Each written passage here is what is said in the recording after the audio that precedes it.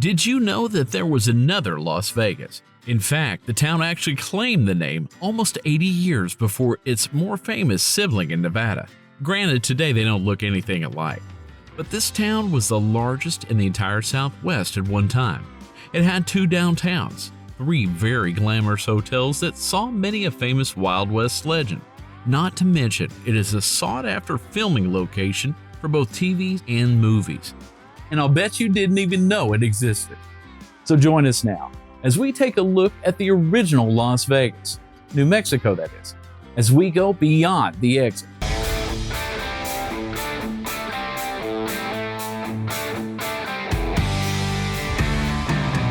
First up, let's get our bearings. Las Vegas is located in the northeast corner of New Mexico, at the foot of the Sangre de Cristo Mountains, or translated to Blood of Christ Mountains. It's 2 hours south of Trinidad, Colorado, and an hour east of Santa Fe, New Mexico.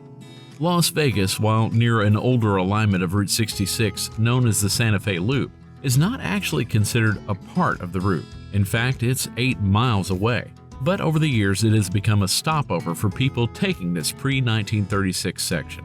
Today, however, it is easily accessible off of Interstate 25. Getting a good glimpse of the town here, you can easily map its history, because unlike many towns its size, it didn't destroy its historic neighborhoods as it grew. Whether that was by intention or by need, it gave the city true character. But to know a city, you need to know a little bit about its history.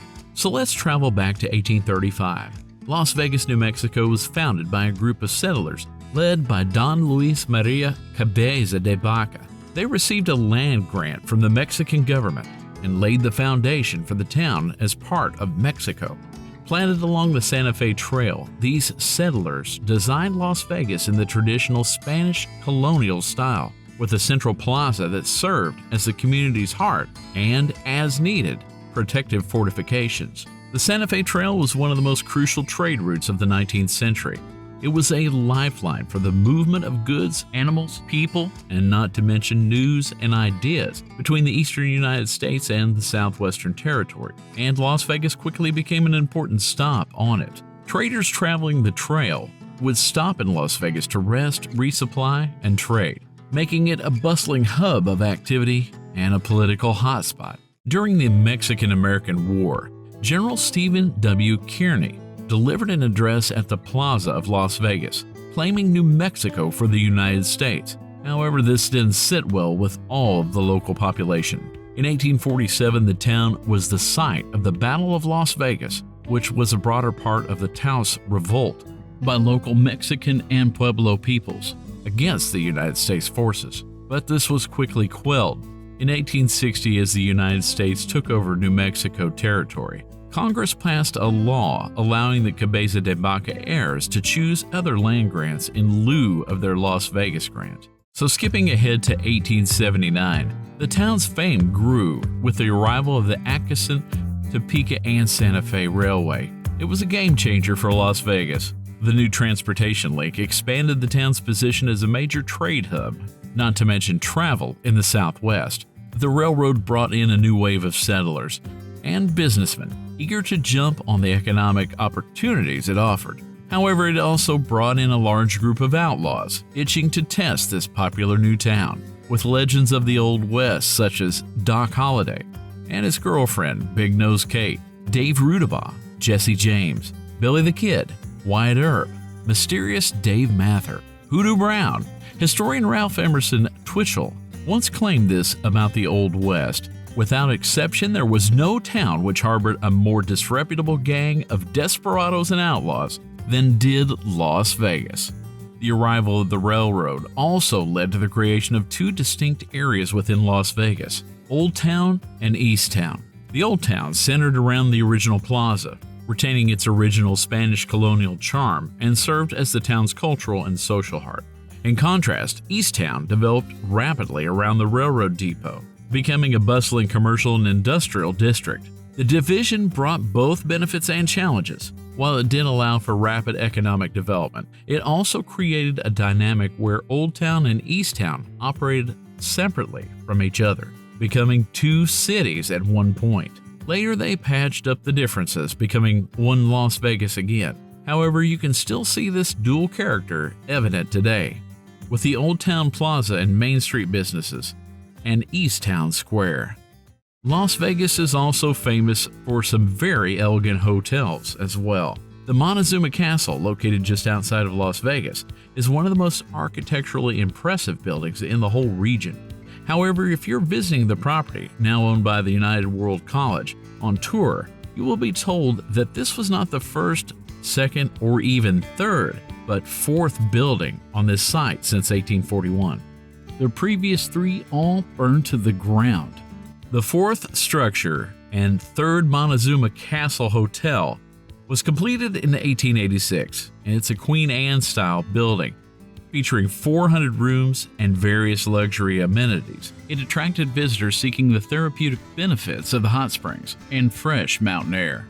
Unfortunately, by 1903, it was on the brink of bankruptcy and closed business. Next up is the hotel that is my favorite place to stay in town, the Plaza Hotel, which was built in 1882 by local businessman Benigno Romero. The Victorian-style building quickly became the social and economic heart of the town. The Plaza Hotel was an attempt to be the finest in the territory. Its ballroom has hosted many a famous gathering, including Teddy Roosevelt's Rough Riders. It was even used as a movie studio and later college dormitory. In the mid-1980s, though, it began a long road to restoration, which culminated in 2009 upon its reopening.